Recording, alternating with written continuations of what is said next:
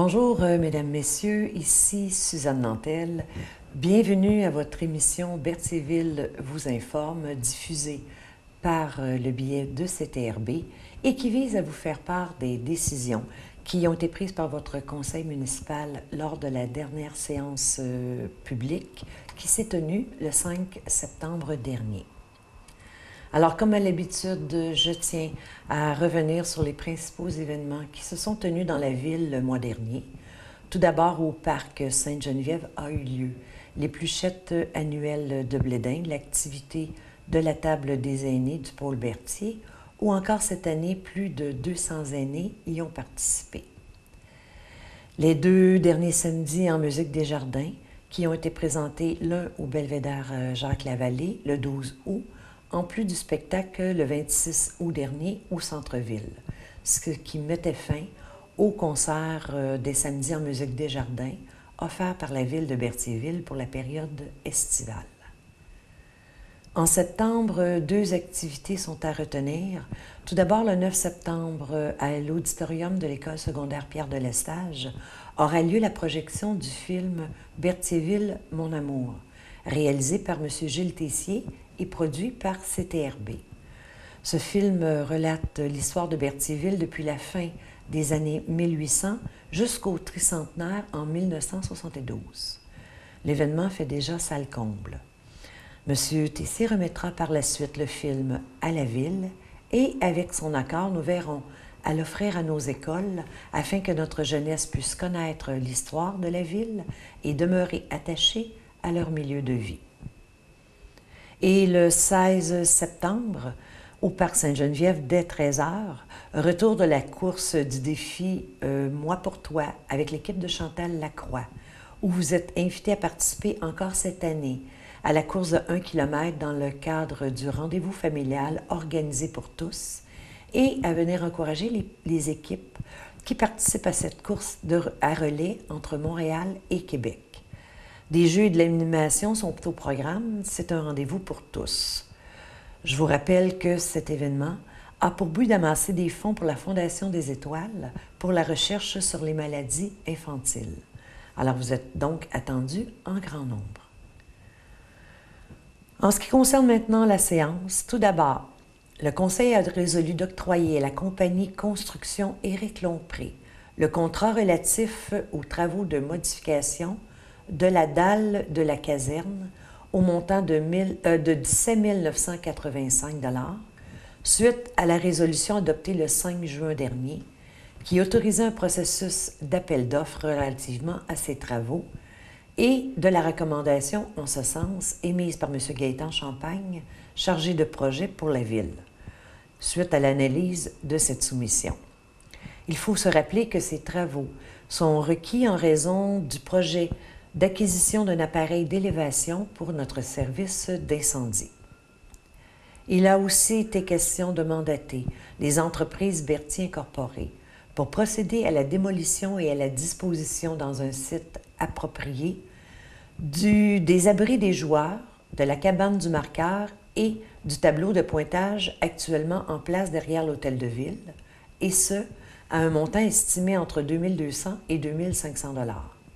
Cette décision a été prise d'une part parce que ces équipements ne sont plus utilisés et que d'autre part, et tout particulièrement, parce qu'ils constituent un danger de par leur état de délabrement. Considérant maintenant que, de par son règlement numéro 819, la Ville de Berthierville autorisait la conclusion d'une entente entre elle et la municipalité de Sainte-Geneviève-de-Berthier, relative à la fourniture de services pour la construction et l'exploitation d'un système en commun d'assainissement des eaux usées. Que l'un des articles de cette entente, signé le 10 septembre 1993, stipule que la présente entente a une durée de 20 ans à compter de son entrée en vigueur conformément à la loi, que par la suite elle se renouvelle automatiquement par période successive de 5 ans,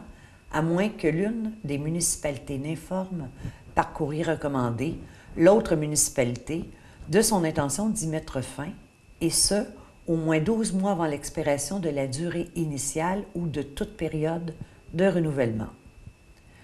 qu'un autre article aussi mentionne que toute modification aux charges hydrauliques et organiques réservées par les municipalités doit faire l'objet d'une modification à cette entente conclue conformément à la loi. Et du fait d'un autre article traitant du dépassement de la charge hydraulique ou organique réservée, ainsi que le droit de négocier une modification de cette charge advenant qu'un agrandissement soit requis. Il a donc été résolu d'aviser dès maintenant la municipalité de Sainte-Geneviève-de-Berthier que la Ville de Berthierville se prévaut de la clause de l'entente entre elle et la paroisse de Sainte-Geneviève-de-Berthier relative à la fourniture de services pour la construction et l'exploitation d'un système en commun d'assainissement d'eau usée, lui permettant de renouveler la dite entente avec certaines modifications. Le conseil municipal a dû, à regret, prendre la décision de reporter au printemps 2018 les travaux de réfection majeure et de pavage de la rue Doucet et d'une section de la rue Beaulac, qui initialement était prévue au budget 2017. L'estimation budgétaire préliminaire de ce projet était de l'ordre de 109 600 $. Un seul entrepreneur a déposé une soumission qui s'élevait à un montant de 180 080 $, ce qui est nettement supérieur au budget prévu. C'est pourquoi, considérant que le conseil municipal pense obtenir une offre plus intéressante en retournant en appel d'offres au printemps 2018, le contrat n'a pas été accordé. Les propriétaires du secteur en cause recevront dans les prochains jours une lettre des élus expliquant les motifs de cette décision. Il en est de même quant aux travaux de réfection de la rue Jacques-Cartier, qui, faute d'obtention d'un certificat d'autorisation du ministère du Développement durable, Environnement et lutte contre les changements climatiques, devront être aussi reportés en 2018, car nous sommes toujours en attente du certificat demandé. Il y a donc lieu d'accorder à Pluritech Limité un budget supplémentaire de 6 400 $ relativement aux services professionnels requis pour donner suite à ce projet. S'en est suivi une résolution aux fins de demander au ministère des Transports la substitution de la subvention de 9 000 $ accordée pour l'amélioration du réseau routier municipal des rues Doucet-Beaulac et Saint-Dominique, puisque ces travaux n'auront pas lieu cette année, et pour que ce montant soit appliqué aux travaux pour la construction d'une bordure de béton sur la rue Laferrière en vue de la réfection du stationnement face à la piscine municipale. Dans le cadre maintenant de l'entente de partenariat d'affaires entre le Cégep et la Ville de Berthierville, signée le 21 janvier 2008, et tout particulièrement quant à l'article 6.1.5 de la dite entente, et du fait que le conseil municipal souhaite se prévaloir de cet article et ainsi informer le Cégep de son désir de mettre fin à la location de certaines unités, il a été résolu de procéder au retrait des unités suivantes, et ce selon la cédule du Cégep, soit le balai automoteur, la chargeuse rétrocraveuse incluant le godet à neige, ainsi que la tondeuse frontale. Par la suite, les élus ont résolu de modifier le contrat octroyé à la compagnie Sodem Incorporée en août 2013 par l'ajout de la fourniture de services d'entretien chimique de la tour de refroidissement à l'eau de l'aréna Joanie Rochette pour la saison 2017-2018 au coût unitaire détaillé à leur offre de services datée du 25 août dernier. La compagnie Sodem possède déjà le contrat pour la fourniture de services de préparation et d'entretien de la glace, de surveillance des activités de l'aréna ainsi que de l'entretien ménager du centre Gilles Villeneuve pour une période de 5 ans se terminant le 30 juin 2018. Considérant maintenant l'entrée en vigueur des nouvelles prescriptions du règlement sur les ouvrages municipaux d'assainissement des eaux usées mis de l'avant par le ministère du Développement durable, de l'Environnement et de lutte contre les changements climatiques et de la nouvelle obligation à l'effet que l'exploitant d'un ouvrage municipal d'assainissement des eaux usées doit répertorier tous les débordements d'eau usée qui se produisent à ces stations de pompage, et ce, à l'aide d'un appareil permettant d'enregistrer la fréquence, le moment où ils se produisent et leur durée cumulée quotidienne. Que suite au rapport synthèse daté du 21 août dernier, émis par la firme Nordico, nous présentant 3 options à l'égard des 16 points de débordement du réseau d'eau usée de la Ville, dont 13 ont été définis comme devant être équipés de ces débordeurs d'enregistrement, que de plus, l'option 3 retenue par le Conseil permet d'optimiser les infrastructures déjà en place, tout en permettant l'évolution possible du système de communication et du traitement des données. C'est pourquoi il a donc été autorisé la publication d'un appel d'offres pour l'acquisition et l'installation des enregistreurs de débordement par la firme Nordico. Le Conseil a par la suite procédé à l'engagement de Mme Chantal Aymard au poste de coordonnatrice à la Bibliothèque municipale et au secteur culturel du service des loisirs et de la culture, selon les termes et conditions stipulés au contrat à durée déterminée de 36 mois, débutant le 25 septembre prochain. Le poste en cause était vacant et cette décision fait suite au processus de sélection exécuté en collaboration avec le Carrefour du capital humain de l'Union des municipalités du Québec et de la recommandation de ce comité de sélection. Secteur urbanisme maintenant. 2 dérogations mineures étaient inscrites à l'agenda de la séance. Tout d'abord, celle en regard d'une demande pour la propriété située au 830 rue Saint-Viateur, dont la nature et l'objet de cette dérogation mineure avaient pour effet d'autoriser l'implantation d'un bâtiment accessoire qui serait localisé à 4,5 mètres de la ligne de l'eau avant, donnant sur la rue La Forêt. Cette demande a été acceptée par le Conseil et abroge la résolution de juin dernier qui visait le même objet.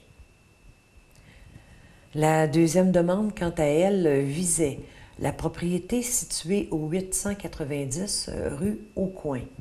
dont la nature et l'objet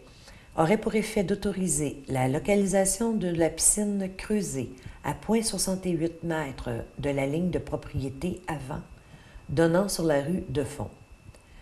Que la nature et l'objet de cette dérogation mineure auraient aussi pour effet d'autoriser la localisation du garage à 0,80 mètres de la ligne de propriété latérale, ainsi que d'autoriser l'empiètement d'une clôture dans le triangle de visibilité. Considérant la recommandation majoritaire émise par le Comité consultatif d'urbanisme d'accepter partiellement la demande, il a donc été résolu d'accepter cette dernière. Une demande de permis a aussi été déposée en rapport avec un secteur en zone PIIA et concernait une demande d'autorisation pour la rénovation du bâtiment principal de la propriété sise au 498 et 504 rue de Frontenac. Les membres du Conseil sont donc favorables à la recommandation du Comité consultatif d'urbanisme et approuvent les travaux suivants du projet de rénovation de la propriété en cause, soit, pour le côté droit, remplacer l'escalier et la rampe en métal similaires à l'existant, de couleur noire, selon les croquis déposés lors de la demande. Remplacer aussi le toit du balcon par un toit en tôle pincé de couleur noire, ainsi que le plancher du balcon qui sera en fibre de verre de couleur grise. En façade maintenant, refaire les poteaux et la rampe du balcon tout en gardant la dentelle de bois située en haut du balcon sous la toiture. Ils seront refaits à l'identique et seront repeints de couleur blanche. Le tout sera refait en bois de manière à avoir une rampe de 42 pouces en haut avec des barreaux,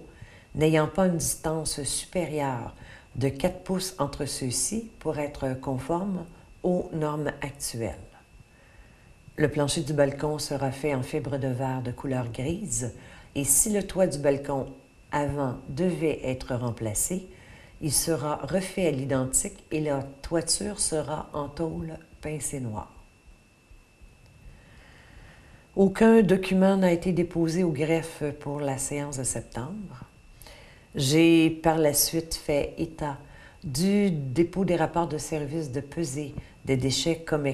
domestiques et de la collecte sélective, ainsi que celui du service de l'urbanisme pour le mois de août, ainsi que de mon rapport d'activité pour la période du 1er au 30 août dernier. Aucun avis de motion non plus n'était inscrit à la séance du 5 septembre. En ce qui a trait maintenant au règlement, le Conseil a procédé à l'adoption du projet de règlement de modification au règlement sur les plans d'implantation et d'intégration architecturale, numéro 918, relatif aux interventions assujetties et aux aménagements des marges et cours avant d'un terrain et la conservation des arbres. Ce règlement a pour but de modifier les éléments concernant l'implantation d'une clôture, d'une haie, d'un muret, d'un mur de soutènement ou de toute autre construction ou aménagement à caractère permanent ou temporaire, en ce qui touche les matériaux utilisés, autant pour la qualité physique ainsi que de la manière à ne pas obstruer les percées visuelles, et ce, en ce qui concerne la zone dans la bande de terrain située entre la rue de Frontenac et le fleuve. Alors voilà, c'est ce qui complète les informations que je tenais à partager avec vous, lesquelles ont fait l'objet de décisions et de résolutions lors de la dernière séance de septembre dernier. Je vous rappelle que vous pouvez revoir via YouTube sur le site web de la Ville la rediffusion de la présente émission. Et je vous invite à la prochaine séance du Conseil municipal qui se tiendra le 2 octobre prochain à 19h30 à l'Hôtel de Ville. Alors, merci d'avoir été à l'écoute. Je vous souhaite un très beau mois de septembre et au plaisir.